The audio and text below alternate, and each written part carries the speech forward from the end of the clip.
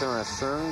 L'Italie qui a chuté également devant le Portugal, 36 à 7. Donc, l'Italie avait tout de même été finaliste du dernier tournoi face à la Russie.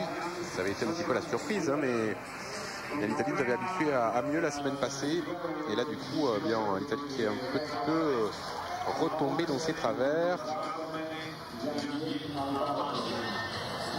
Les Italiens qui, pour l'instant, occupent la 6e place après les 3 premiers tournois. Alors que côté ukrainien, on est 9e.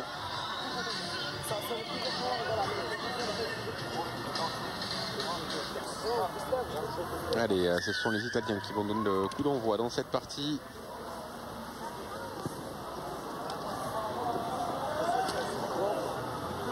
Et le ballon qui est récupéré d'entrée par l'Ukrainien. Alors attention, il y a un joueur qui est resté au sol. On a arrêté tout de suite le jeu et on a appelé les soigneurs parce qu'il ne faudrait pas que la blessure soit trop grave. On revoit la chute de numéro 5, oula oui, avec un gros contact. Genou contre tête, me semble-t-il. C'est Giuseppe Sapouco. Une belle réaction de l'arbitre qui a pris conscience d'entrée de jeu que ça pouvait être dangereux.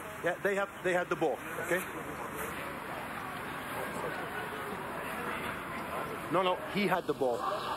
No, he has the ball, possession, attacking as well, yeah?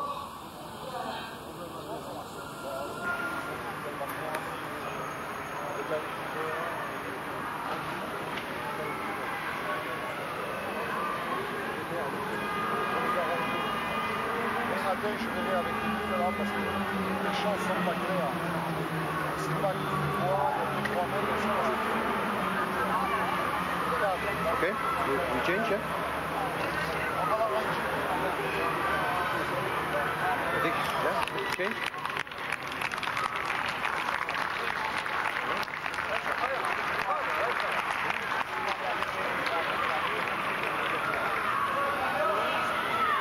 We play?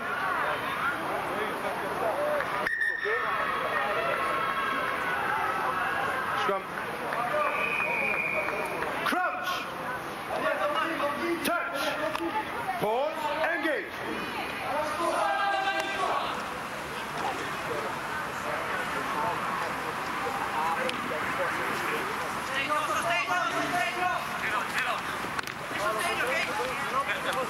Away. Side entry. Yeah. 10. See. Go. Release. No hands.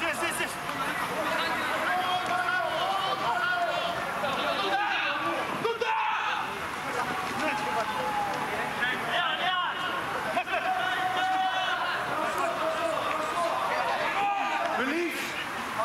Wait.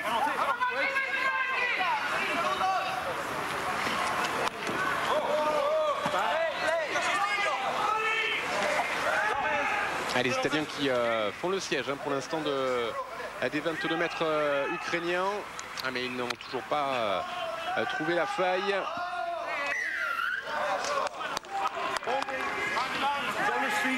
Et ils se font pénaliser là sur le coup pour avoir conservé le ballon au sol. La défense ukrainienne qui pour l'instant bien en place.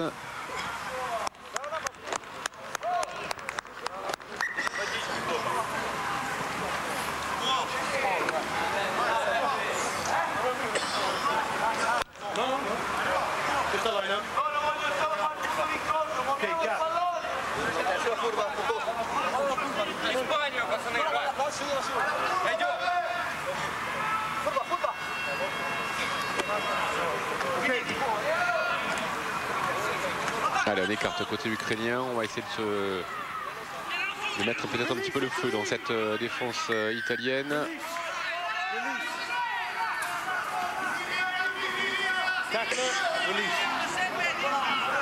Et une nouvelle pénalité en faveur des Ukrainiens.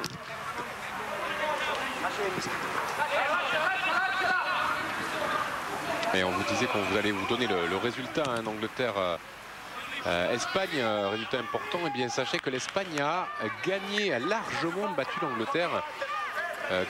Grosse surprise, hein, là aussi, 24-0.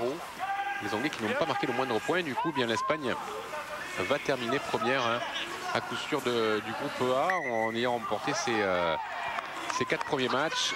L'Angleterre qui jouera demain contre les Pays-Bas, son 5e et dernier match. Et a priori, il ne devrait pas y avoir de soucis pour les Anglais. Alors que la Russie jouera demain contre la Moldavie. La Russie qui devrait terminer peut-être à la 2e place. Attention tout de même à l'Angleterre, hein, qui n'a pour l'instant qu'une défaite.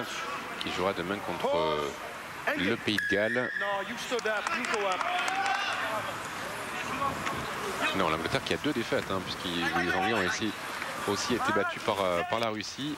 Enfin, une première de poule A qui est quand même assez disputée. Eh bien là, nous sommes dans le groupe B. Et l'interception italienne pour le premier essai dans cette partie. Inscrit par le numéro 10, Leonardo Sarto. Voilà, on prend vraiment son temps, hein, pour aller marquer. Voilà. Leonardo Sarto qui a ce premier essai avec cette magnifique interception. Number 10, Sarto scores a try for Italy. The score is now 5-0. Advertising is fine. Yeah, people or different player.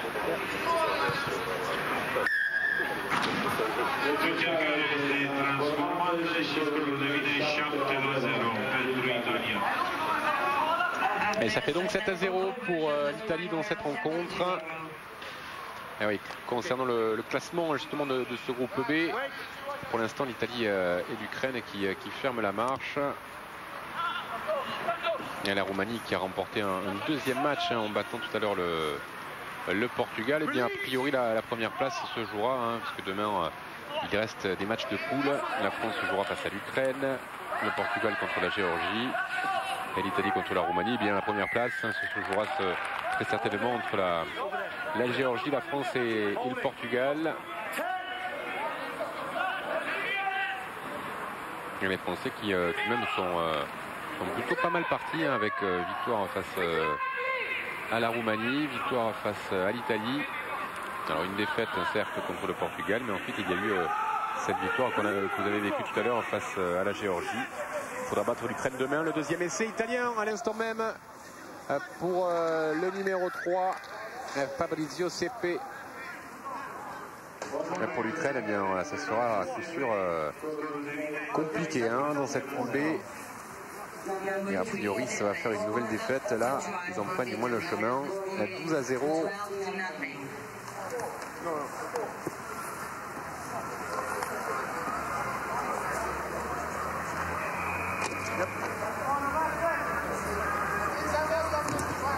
Voilà, il a un petit peu dévissé. Luigi Nicolo Fadalti s'est passé à côté. 12-0 pour l'Italie. On revoit le bon travail, hein, côté italien, avec la bonne récupération de ce ballon. Et ensuite on fait parler sa puissance. C'est Fabrizio Sepe qui a laissé sur place tous les défenseurs ukrainiens pour aller inscrire le 2e essai italien.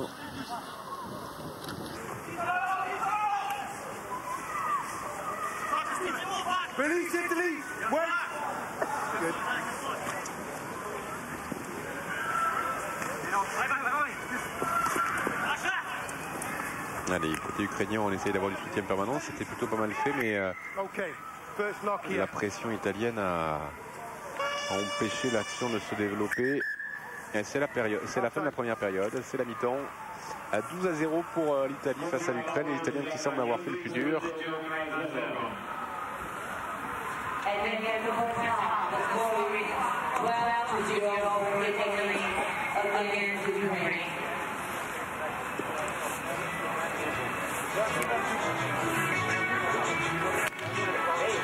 Voilà, c'est la mi-temps ici et l'Italie qui est pour l'instant bien partie dans cette rencontre.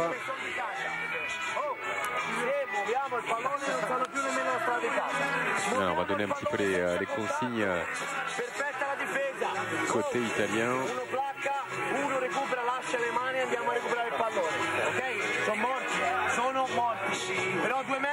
Ci vuole un secondo.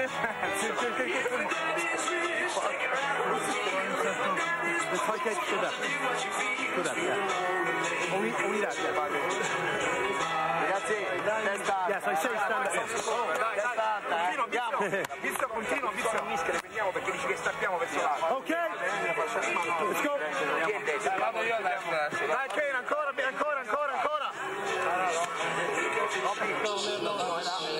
Oh, you have to manage in the scrum. Well, you need to control your scrum, yeah, with your hooker. Yeah.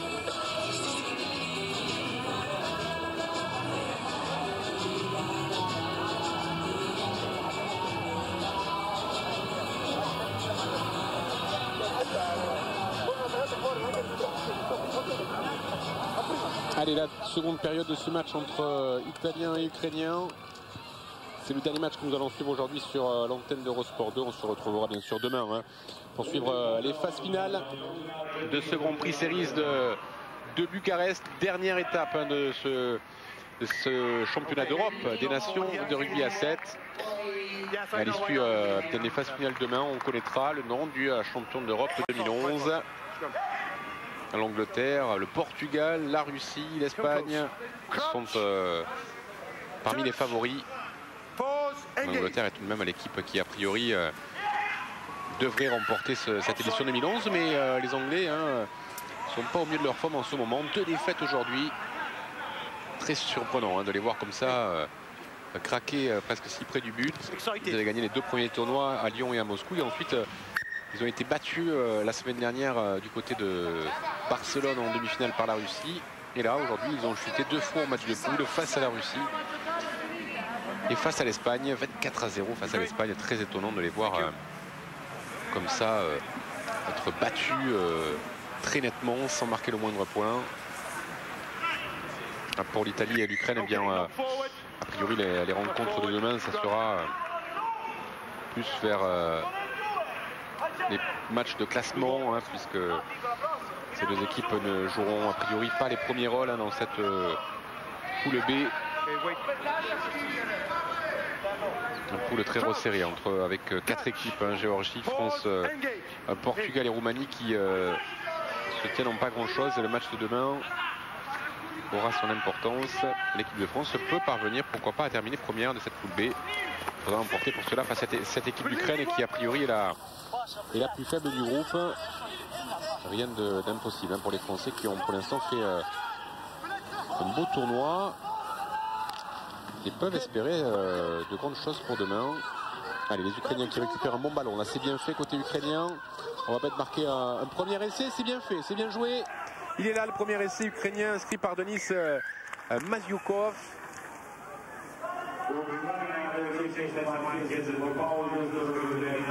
Mais le ballon récupéré par Malakouradze, et ensuite on écarte là-bas sur le côté gauche, et c'est ce joueur Denis Maziukov, jeune joueur de 23 ans qui parvient à faire la différence. C'est le beau raffut, pas très grand comme joueur mais assez puissant,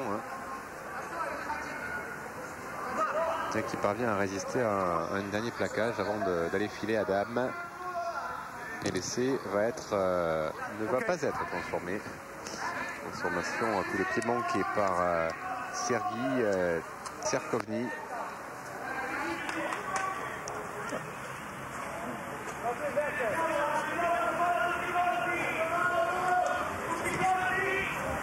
Allez, la remise en jeu. Les ballons récupérés par les Italiens. Qui peuvent relancer, c'est bien fait, on va vite côté italien avec le numéro 8, Campagnaro. Il n'a pas mis les pieds en touche, il n'est pas en touche, si. A priori, non, c'est côté ukrainien qu'on est sanctionné, ce n'était pas une position ou un pied en touche.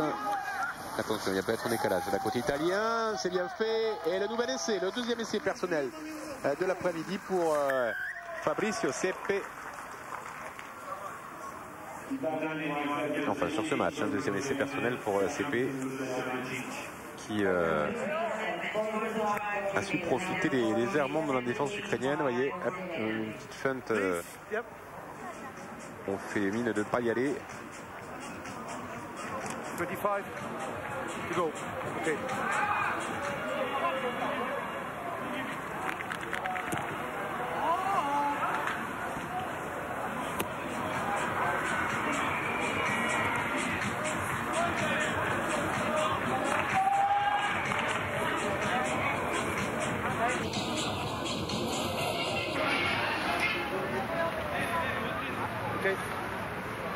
Allez, la remise en jeu italienne, 17-5 pour les Italiens. Coup de pied de renvoi manqué par les Italiens. Le ballon qui va être rendu direct aux Ukrainiens. Spetta. OK.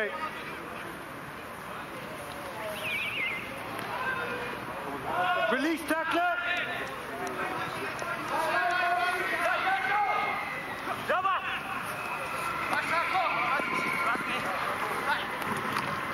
Vantage Italy. Knock on. Knock on. Time. Sub. Off blue, off white. Scrum. That's it. Let's go. Yeah.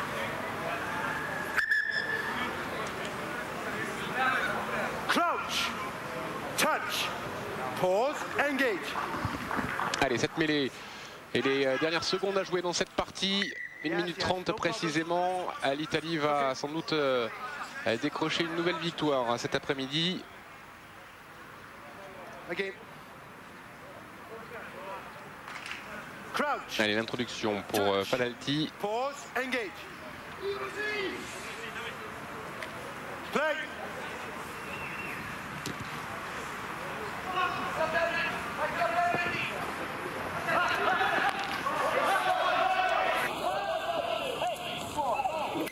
Line out.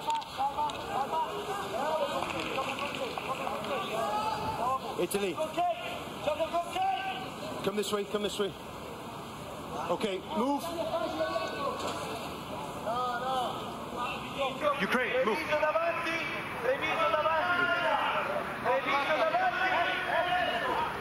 Use the gap. Allez, la touche pour Fadalti, le lancer et le bras cassé parce que on n'a pas respecté, me semble-t-il, l'alignement côté ukrainien. Et résultat, le ballon et la pénalité pour les Italiens qui ont peut-être là l'opportunité, encore le temps d'inscrire un nouvel essai, le 4e dans cette rencontre, qui vont à coup sûr l'emporter maintenant. Fadalti qui va rentrer dans les 22 mètres, donc qui va pouvoir retrouver du soutien avec De Gaspari. L'interception ukrainienne et l'essai ukrainien en contre, inscrit par ce joueur, le numéro 10. Oleg Kosariev, mais ça ne changera rien. C'est bien l'Italie qui va s'imposer à 17-12.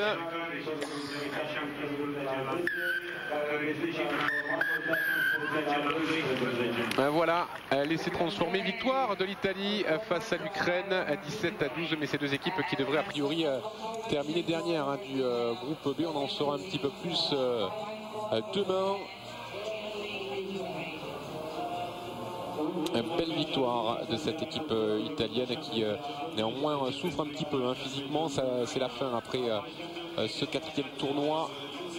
Et cette équipe italienne qui aura du mal un petit peu à tenir, qui aura eu du mal un petit peu à tenir sur la durée après de très très belles prestations, notamment au tournoi de Barcelone la semaine passée.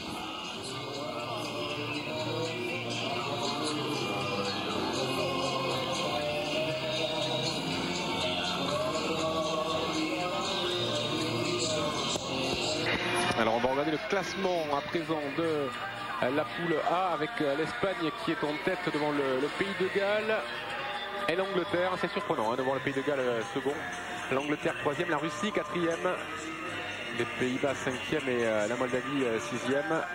On en saura un petit peu plus demain après le dernier match de cette poule A, le dernier match pour chaque équipe. Le classement de la poule B avant le dernier match de poule demain. Le Portugal qui est devant la France en tête et la Géorgie. Mais vous voyez, les trois équipes sont à 10 points. Ça veut dire que le match de demain va valoir cher. Et surtout, il va y avoir un Portugal-Géorgie qui va être combien intéressant. La Roumanie est 4e, l'Italie 5e, l'Ukraine 6e et bon dernière, la France qui jouera contre l'Ukraine. On va se retrouver bien sûr demain pour suivre les matchs des phases éliminatoires.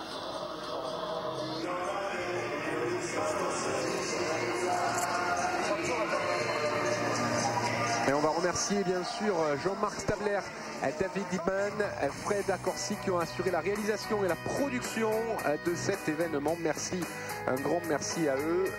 On se retrouve bien sûr demain pour suivre les phases finales de ce tournoi de Bucarest. Ah, bien sûr, on retrouvera demain l'équipe de France, l'Angleterre, l'Espagne, le Portugal. Toutes ces équipes-là seront très certainement au rendez-vous des phases finales et ça nous promet de très beaux moments. Et l'équipe de France qui pour l'instant est en train de réaliser un très bon tournoi. Espérons qu'on la retrouvera, pourquoi pas en finale, en demi-finale de la Cup, voire en finale de la Cup. Les Français que l'on voit là à l'écran avec Paul Albaladejo. Soyez donc au rendez-vous demain, c'est à partir de 13h30 sur l'antenne d'Eurosport 2.